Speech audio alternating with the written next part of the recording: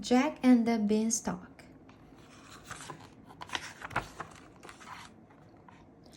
Once there was a boy named Jack who lived with his mother.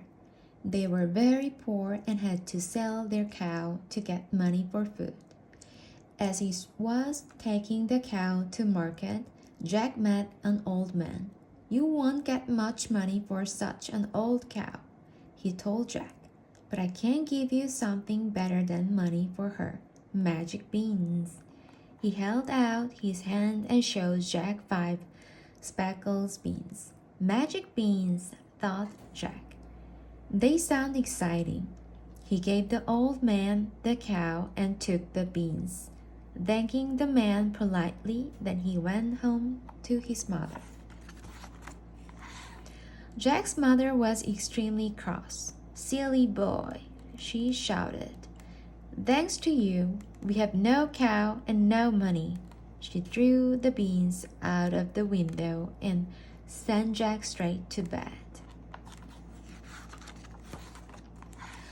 The next morning, Jack was astonished when he looked out of the window. A giant beanstalk had sprung up while he was sleeping, and it stretched up to the sky. Jack ran outside and began to climb the beanstalk. There he found a road which led to a big house. Up and up he went, higher and higher, till he reached the top. Jack's tummy was rumbling with hunger, so he knocked on the large wooden door. A giant woman answered. She looked kind, and Jack asked if she could give him some breakfast. "You will be breakfast if my husband finds you," she told Jack. "He's much bigger than me and he eats children." But Jack begged and pleaded, and at last the woman let him in. She gave him some bread and milk and hid him in a cupboard. Soon Jack heard loud footsteps and felt the cupboard shake. The giant man was coming. Jack heard him roar. "Don't be so silly," the giant's wife said. "You smell the sausage I've cooked for you, your breakfast. Now sit down and eat."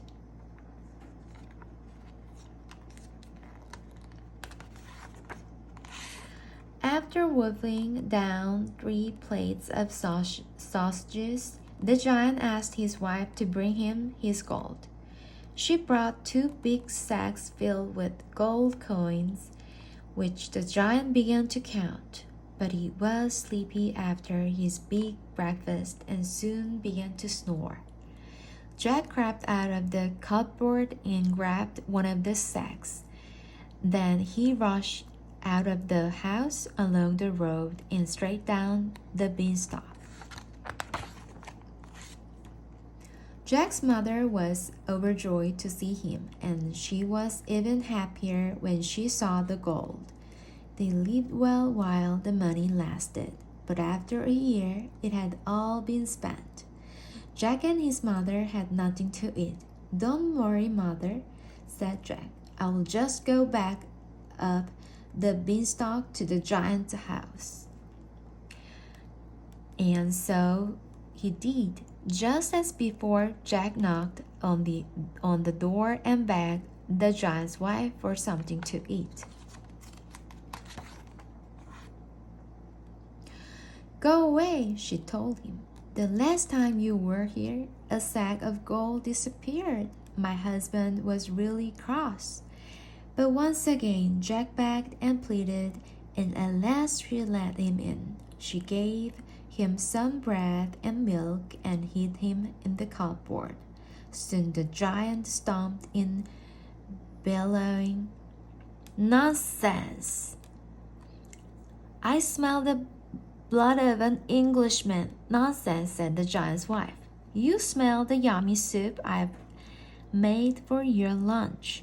Peeping through a crack in the cupboard door, Jack saw the giant slurp down a big barrelful of soup, then heard him tell his wife, "Bring me my hand." So she put a fat red hen on the table, and the giant shouted, "Lay." To Jack's amazement, the hen laid a golden egg. Jack waited until the giant was asleep, then he jumped out and snatched the hen. Fast as lightning, he dashed out of the house, along the road, and down the beanstalk. Jack and his mother lived very well on the money they made from the hen's golden eggs, but Jack wanted to climb the beanstalk one last time. He knew the giant's wife would not let him in again, so he sneaked into the house and crawled into the cupboard. Before long, the giant came crashing in. Fee, fee, I smell the blood of an Englishman, he thundered. You smell the steaks I've cooked for your dinner, his wife said, and she put a platter of thick, juicy steaks in front of him. After gobbling up the steaks, the giant took out a golden harp and said, "Sing." The harp played a gently lullaby, and soon the giant was fast asleep. Jack sprang out, took the harp, and began to run. But the harp cried, "Master, master!" and the giant woke up. With a roar, he ripped up and ran after Jack. Holding the harp tightly, Jack ran for his life. As he scrambled down the beanstalk, he yelled, "Mother, mother, bring the ox!" Jack took the ox and started to chop down the beanstalk. The giant quickly climbed back up to the top before it snapped in two. That was the last time Jack saw him. With the hen and the harp, Jack and his mother were able to live happily ever after, and they were never hungry again.